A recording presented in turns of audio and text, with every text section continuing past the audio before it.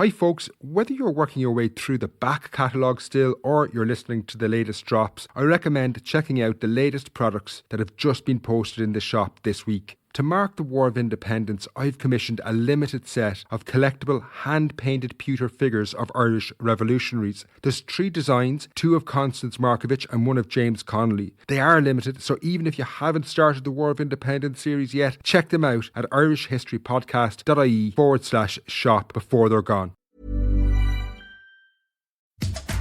Snap, snap. At AIB, we don't make technology for you to bank. We make it for you to live. Just watch. That's why we've introduced Pay a Contact to make sending money simpler and faster. Now you can pay someone with just their phone number through your app in a few taps. Banking to fit the way you live. AIB, we back doing. Maximum transfer on the AIB app, €1,000. Setup required. Transfers between AIB customers only. Allied Irish Banks PLC is regulated by the Central Bank of Ireland. Win with low prices from SuperValue. With great offers like SuperValue Irish Round Roast, save 33%. Epic! Selected fruit and veg like carrots, 1 kilo, 49 cent. Super! Daz Powder 60 wash, 9.50. Smashed it! And Abellio Albarino, now €10. Winning! Win with SuperValue low prices. Enjoy alcohol responsibly. The coming weeks are always a bit of a challenge. It's the business end of winter. The weather is cold and the evenings are dark. You don't want to step outside your front door. You need entertainment to come to you. Now does literally that. I'm sure you probably know the drill with Now at this stage. But Now is a one-stop shop for entertainment from live sports through to movies and the latest series. They have a huge catalogue. At the moment, I'm really enjoying The Gilded Age. That's one for us history fans. Basically, a Downton Abbey set in the US. You really need to check it out. But Now is great no matter what you're into. My list of shows over the next couple of weeks includes their 4-part thriller, The Fear Index, and then Space Jam: A New Legacy, which drops on the 11th for something a bit light. So look, it's simple. Don't miss out. Join in and experience must-watch sport, movies and the latest entertainment on Now.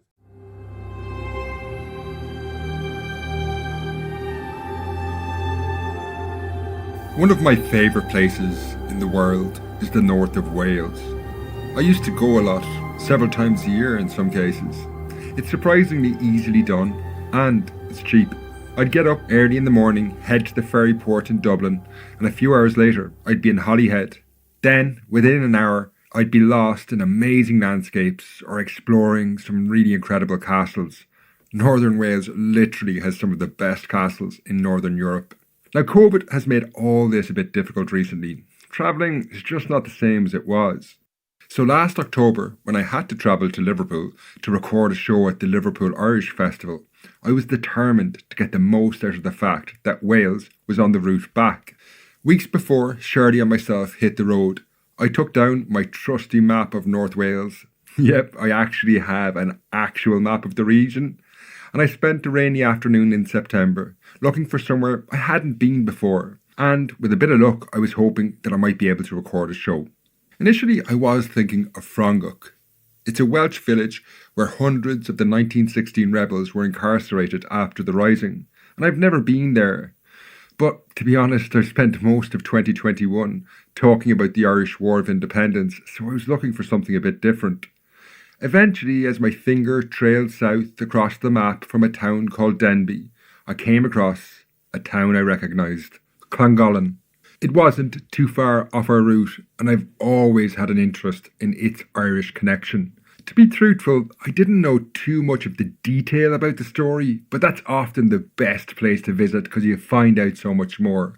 I was aware, though, that sometime in the 18th century, 2 Irish aristocrats from Kilkenny, where I live, had run off and lived together in this Welsh town. The story is fascinating for lots of reasons, but if you look it up online, there's endless speculation about the nature of the relationship between these 2 aristocrats, because they were both women, Sarah Ponsonby and Eleanor Butler. They're often dubbed Ireland's first openly lesbian couple, and the story has just so many fascinating angles. After spotting the name Llangollen on the map, I looked it up online. I found out that the house where they lived, Plasnuid is now a museum that tells the life of their story, and I was immediately hooked. It would be a great place to visit. So I rang the number, and within minutes I was talking to the manager, Paul, and he set up an interview with Garth A.P. Thomas, one of the guides. It was only a few weeks after this that on a wet Monday morning, myself and Shirley left Liverpool after the festival. We crossed the border from England into Wales near Wrexham and then pulled off the motorway and began to wind our way through spectacular Welsh scenery, eventually reaching Llangollen. Now, Llangollen is an absolutely idyllic place. The town is built along the banks of the River Dee and surrounded by rolling hills. We passed over a bridge that dated from the 17th century. Then we wound our way through some narrow streets and up the aptly named Hill Street before we finally arrived at Plasnuid, where Sarah Ponsonby and Eleanor Butler, who became known as the Ladies of Llangollen, lived. Now, this house, where they lived for nearly 50 years, is beautiful, although it's not necessarily where you'd expect aristocrats to live. It's a more modest two-storey white building with a black timber frame. But in truth, few rarely pay much attention to the house itself when they first reach Plasnuid. It's the story and the relationship between its two most famous inhabitants that draws people. After arriving, we had a coffee in what was once the dairy at Plasnuid, and then Garth arrived. He said he had to let 2 people into the house ahead of us, and then he'd be able to show us around and explain the story. As we strolled down to the house behind the couple Garth had to let in, the man joked to his wife in a pretty crass tone about his imminent visit to what he called the lesbian house. They went in, and about 5 minutes passed before he emerged and seemed somewhat disappointed. I'm still not quite sure what exactly he expected to find inside. But in reality, this house at Llangollen is not what most people expect. The story it reveals is far more complex and not straightforward at all. Now, Garth started our captivating tour with an introduction of the 2 women and their lives. But before we get into that, I just want to introduce myself and the show for new listeners. My name is Finn Dwyer, and this is the Irish History Podcast. You can find out more about the show at irishhistorypodcast.ie, or you can follow me at Irish History on Instagram and Twitter. I have a few quick announcements to start the show. First of all, the Irish History Summit is now approaching. It takes place on January the 15th, 2022. If you're a Leaving Cert history teacher or student, this is a must-attend event. The summit brings together speakers from leading Irish universities who present talks on Leaving Cert history topics. The idea behind the summit is to have easily accessed presentations online that are reliable sources with fresh perspectives for students. If you're interested or know someone who might be interested, you can find out more at irishhistorysummit.eventbrite.com. That's irishhistorysummit.eventbrite.com. And then just before we begin, if you're looking for more content, I released the latest exclusive show for supporters on Patreon and Acast Plus last week. This tells the story of Joseph Shaw, a totally forgotten figure from the Irish War of Independence, who was involved in the conflict for just one day, but it proved to be a day he wouldn't forget. That's available with hours of other bonus content waiting for you now on Patreon and Acast Plus. There's links in the show notes below. And finally, I want to say thanks to Garth for all his time and Shirley for all her driving. Sound on today's episode is by Jason Looney. Now back to the Ladies of Llangollen. I left off just as Garth, the guide that Plasnuid, was about to explain the background of the story and who exactly Eleanor and Sarah were. The house that we have here in Llangollen is famous for 2 ladies who came here from Ireland. Lady Eleanor Butler and Miss Sarah Ponsonby. Now, to give you some background, I'm afraid Sarah was an orphan. She lost her mother when she was 3 and her father when she was 7. Because of this, she was raised by relatives. Now, in the year 1768, when Sarah was 13, it was decided to send her to boarding school in Kilkenny. At this point, she was living in a beautiful house. It was called Woodstock. Absolutely gorgeous surroundings, but it was a little bit outside of Kilkenny itself. Anyway, come the age of 13, she's going to the boarding school. Now, Eleanor and her family lived in Kilkenny Castle, which was quite close to the boarding school. The two families knew each other socially because they're both quite wealthy, both quite high in status in society. So Sarah's relatives asked Eleanor and her family, they said, please, when Sarah starts boarding school, will you pop in to visit her, make sure she's happy, make sure she's settled, which they readily agreed to do. And in particular, it was noticeable that Eleanor and Sarah got on very, very well. This is despite a 16-year age gap between the two ladies. But they both had a love of literature, they knew the value of schooling, and there was a real meeting of minds between the two. Now, Sarah was at the school for 5 years, but even after she left, she continued to keep in contact with Eleanor, and for the next few years, their friendship blossomed. However, now we come on to a key year in the history of the ladies, which is 1778. So it's 10 years after they first met. The ladies have been enjoying a happy friendship, but I'm afraid in this year, 1778, everything's about to change. There are dark times coming for Eleanor and Sarah. With Eleanor, her family are looking to place her to live in a convent. With Sarah, I'm afraid Sarah's guardian is starting to make unwanted advances towards her. Both ladies are deeply upset with what's happening in their lives, and they decide to run away together. They're going to start a new life, well away from all these problems at home. The ladies devise a daring plan, what they're going to do at an agreed date and time. They're going to meet out in the countryside. They're going to make their way down to Waterford on the Irish coast, sail over the Irish Sea, land in this country, and then try and find somewhere to live. The big night in question comes. From their respective homes, the ladies don outer gentlemen's garments, so if they're seen in shadow or in silhouette by a stranger, there's less likelihood they'll be challenged or stopped. Sarah also arms herself with a pistol. It's not her intention to use it, but if trouble breaks out, she might be able to wave the pistol around and buy some valuable time to escape. The ladies rendezvous outside the barn, as agreed, and then they start to make their way down to Waterford. At this point, everything's going well. However, the families discover what's happening and they send out search parties to hunt down Eleanor and Sarah. The search parties find the ladies before they're able to set sail to freedom. The families are absolutely furious because they know what's happened here is going to cause a big scandal, and there's a command to Eleanor and Sarah. We're going to split you up. You two will never be in each other's company again. We strictly forbid it. But what the families can't take into account is the courage, strength and determination of Eleanor and Sarah to live and die together. They've pledged themselves to each other and their spirit simply cannot be broken. So what happens is there's a battle of wills, a tussle. You have Sarah and Eleanor on one side, you have the families on the other, and both sides are trying to impose their will on the opposition. So that's the background. You probably have lots of questions. I did, and in a way I still do, but that's the draw of this story. In terms of getting a better understanding, though, of the two women, we learn a lot from their attempt to run away together in 1780. Whatever the nature of their relationship, and I will return to this later in the episode, running away at this time took courage and would have created a huge scandal at the time. Garth picks up the story. Eleanor and Sarah are very much the underdog in this battle, but they're tenacious and they're absolutely determined. They're defying their families. There's a number of instances I can give you about this, but maybe the best example, there's an incident where Eleanor goes missing for 2 days. No one knows where she is, what's happened to her, what's become of her. It's a total mystery. Eventually she's discovered she's been hiding in a cupboard in Sarah's bedroom. It transpires that the ladies have been plotting a second escape.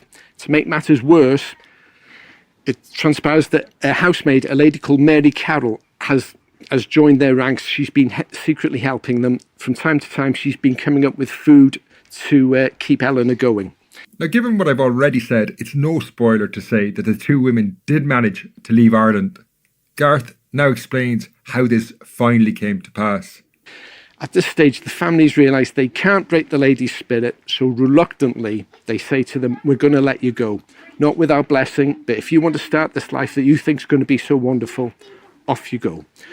So Eleanor, Sarah and housemaid Mary Carroll, they get down to Waterford, they sail over the Irish Sea, they land in South Wales, and then they begin a tour of Wales and the English border counties trying to find somewhere to live.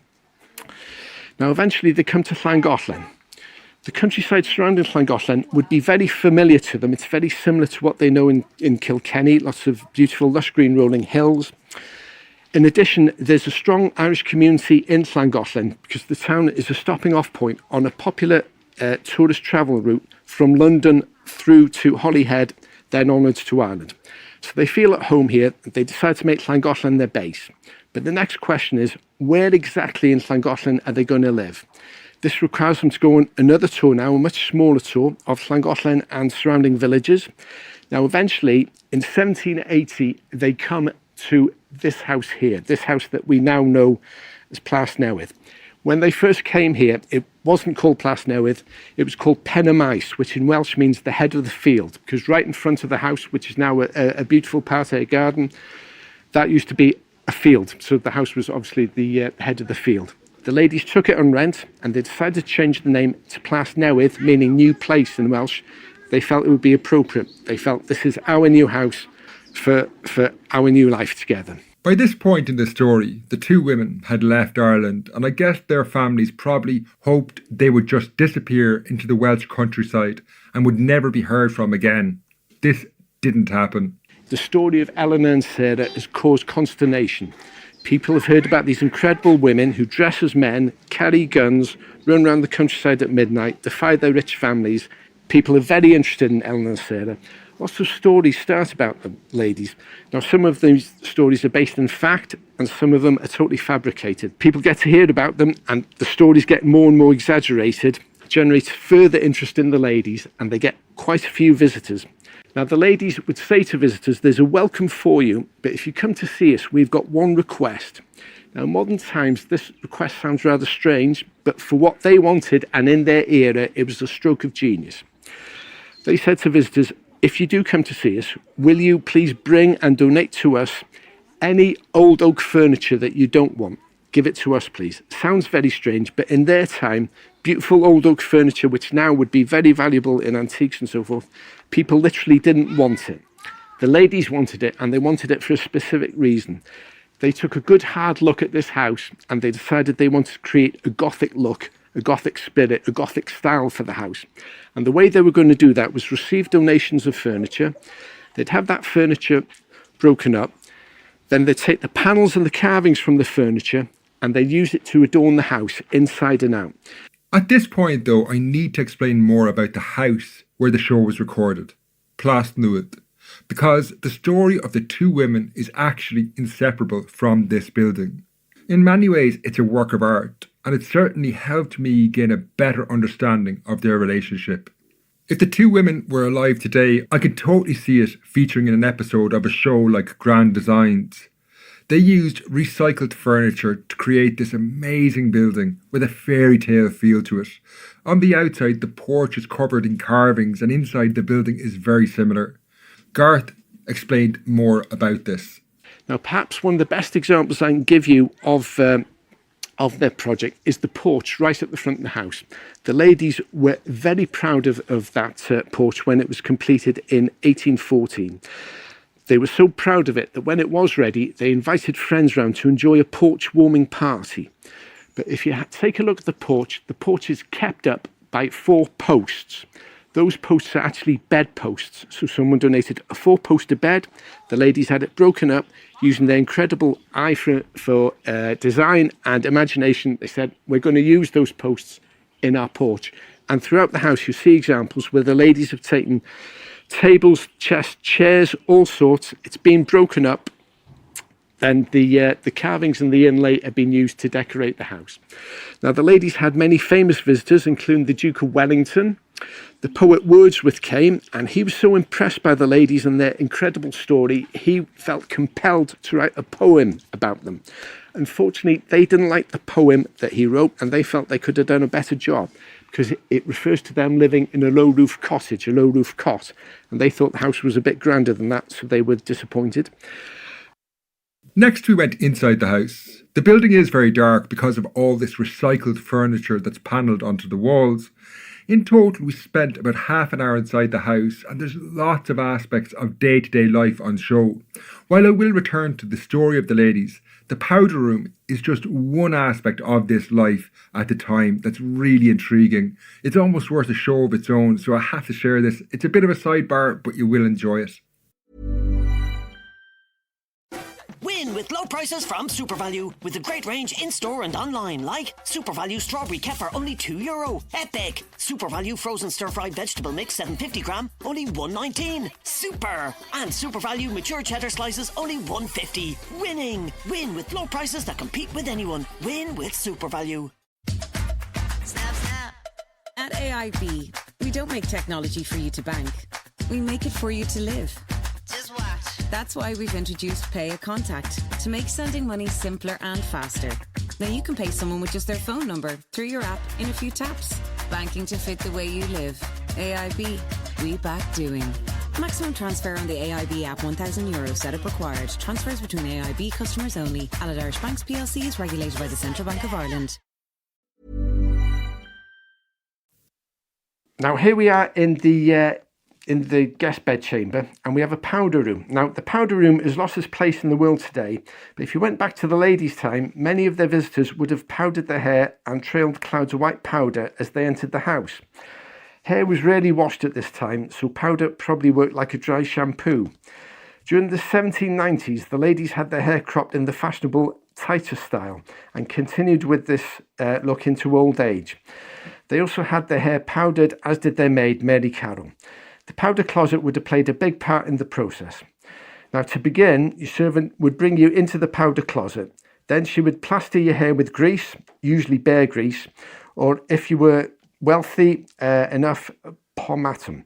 Pomatum was a scented paste composed of animal fat. The ladies used a mixture of hog's lard and beef suet cut small and melted with the same quantity of roses. This was squeezed through a cloth and put into jars with a very little essence of bergamot.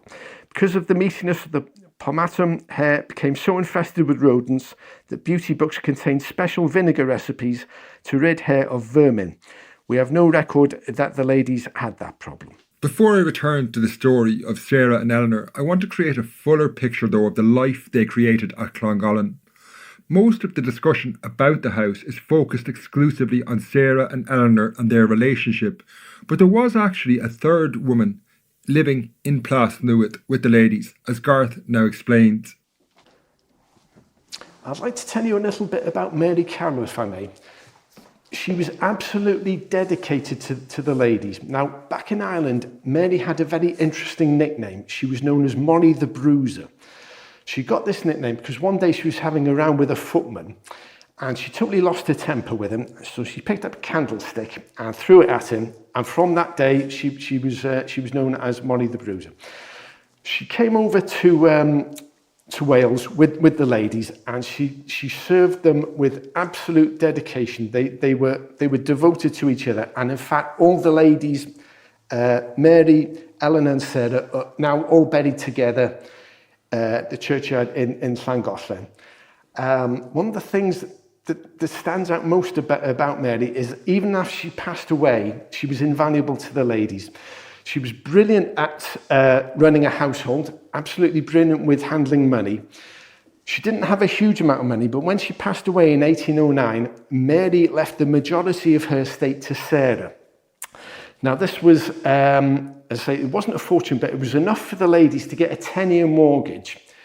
And that enabled the ladies to buy the house, which was important to them because just before this period, I'm afraid the landlord was looking to put up the rent of the house. And the ladies took that as a sign that he was looking to get them out and maybe get more wealthy tenants in, which would have been a massive blow for the ladies because they invested so much emotionally in the house, so much time and effort had gone into the house. But thanks to the dedication of Mary, they were able to buy the house. The ladies were very big diary keepers, and there's a passage in one of the diaries for January 1819. It says, "We this day completed the purchase of our house." So after 10 years, the house was theirs. Yeah.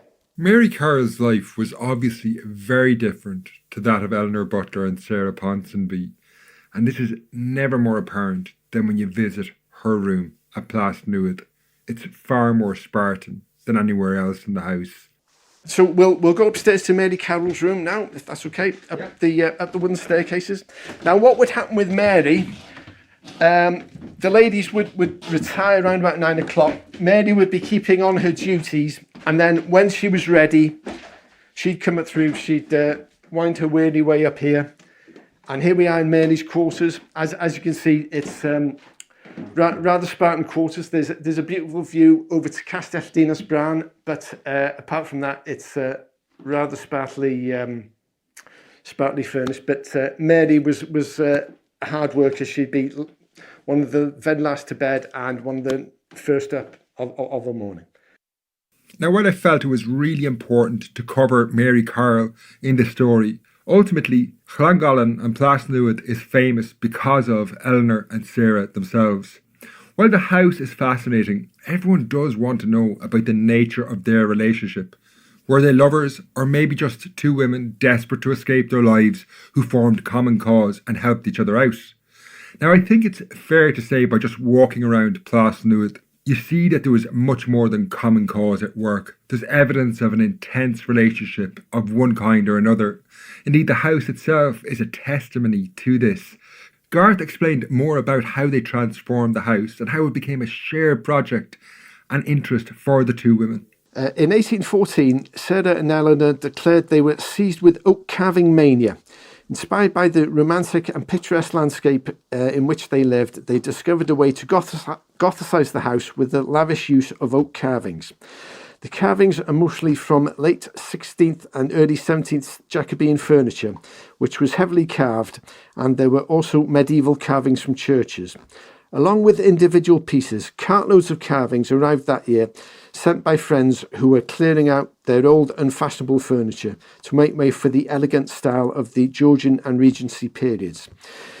During 1814, the ladies employed a local carpenter to attach the carvings to the house and build the porch to their design. In October, they had a porch warming party, inviting friends to celebrate the building of the porch, the windows either side of the front door and the hallway. What resulted was a glorious patchwork of richly carved oak, creating the Gothic look that the ladies desired. In the library in the house, you also get a sense of other shared interests. For example, they had a love of learning, something that seems to have been one of the things that brought them together.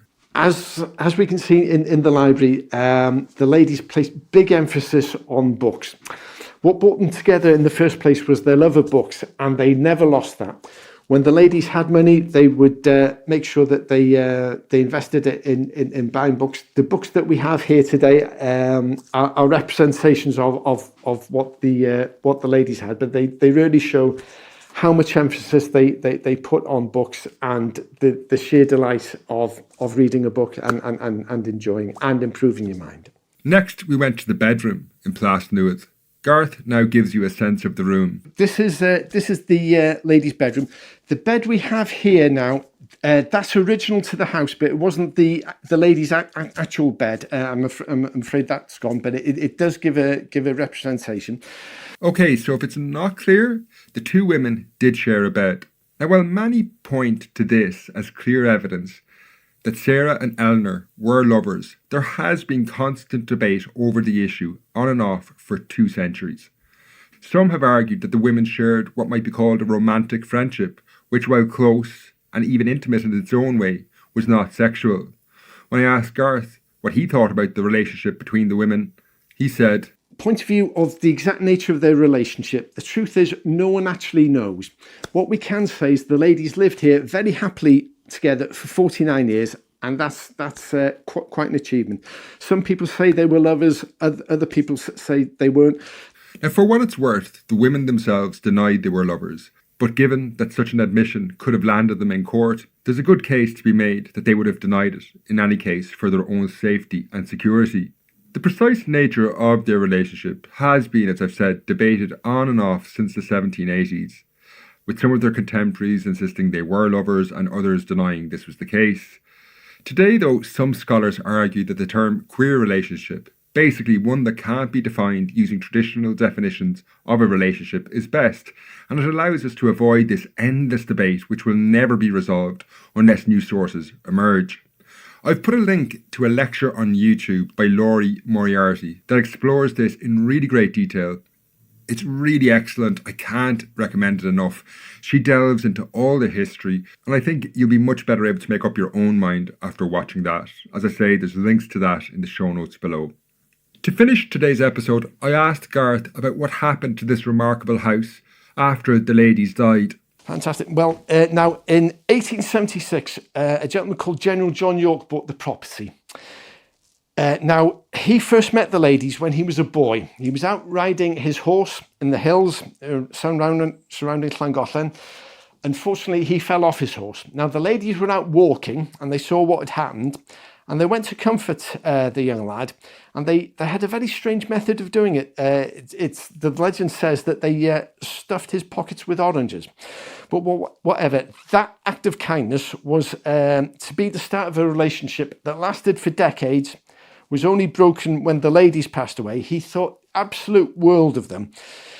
And in 1876, he had the opportunity to buy the house, which he took, and he had Plasnewid as a sort of tribute to the ladies.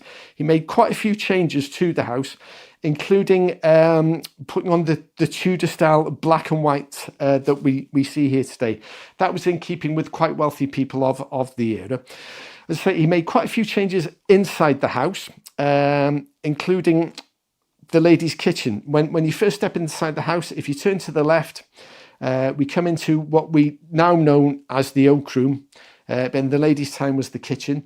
John York turned it into an oak room. He added quite a few carvings. He put leather covering on the walls there.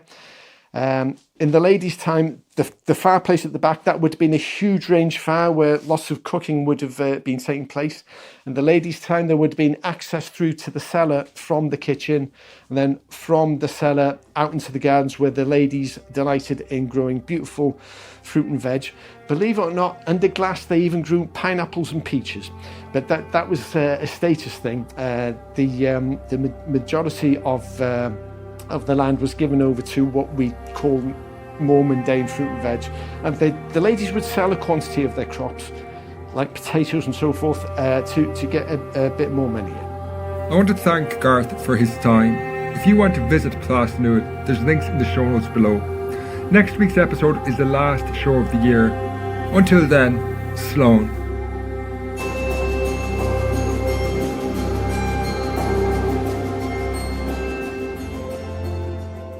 The coming weeks are always a bit of a challenge. It's the business end of winter. The weather is cold and the evenings are dark. You don't want to step outside your front door. You need entertainment to come to you. Now does literally that. I'm sure you probably know the drill with Now at this stage. But Now is a one-stop shop for entertainment, from live sports through to movies and the latest series.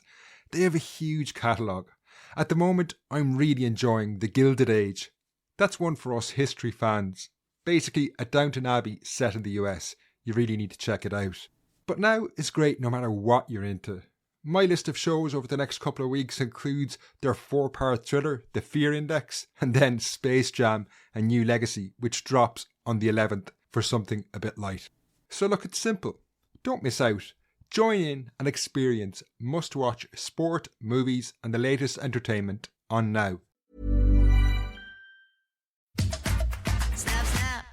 At AIB, we don't make technology for you to bank. We make it for you to live. Just watch. That's why we've introduced Pay a Contact, to make sending money simpler and faster. Now you can pay someone with just their phone number through your app in a few taps. Banking to fit the way you live. AIB, we back doing. Maximum transfer on the AIB app, €1,000. Setup required. Transfers between AIB customers only. Allied Irish Banks PLC is regulated by the Central Bank of Ireland.